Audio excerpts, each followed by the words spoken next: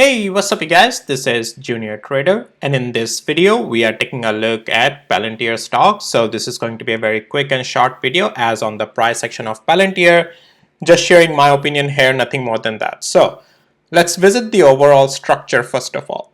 Now, Palantir is, if I go to the weekly interval, is all in all still in that uptrend, the very trend line that I provided you quite some time ago. We are still in that uptrend on the weekly horizon on a higher time frame, in other words. So yeah, things are still bullish, but there is no point in waiting for the pullback, right? You don't even know if the pullback is going to come. This is going to take month long, even if the pullback has to come. So that's why we'll go to the lower time frame and let's talk about the levels to watch. Now it's in the uptrend, full on bullish, no questions asked.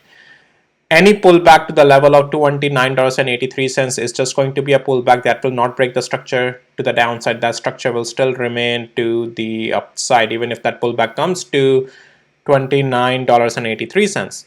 Now if it breaks below that, there is things to talk about, but you know, we have 20 and 50 days moving average support coming in, but that will be these, you know, if below that we won't turn bearish, but weakness would start to come in. But anyways, eventually I do think it's just going to stay bullish. In other words, the pullbacks on this can be bought back up if properly risk management is done.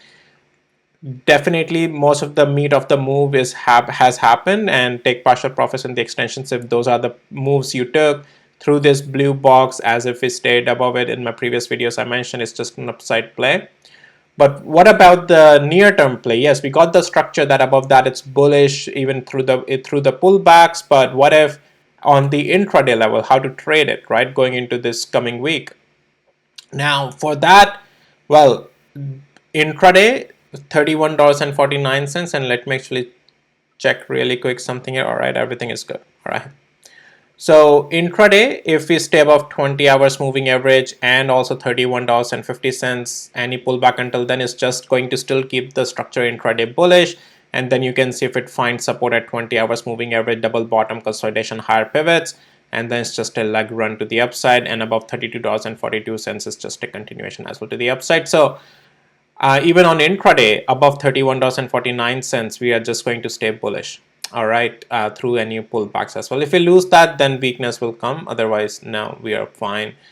And what are the other levels on the daily interval? And that is eventually, like if a long-term swing, as if it continues in this uptrend direction, next level is $39.24. And after that, I think it's the all-time high is $44, right?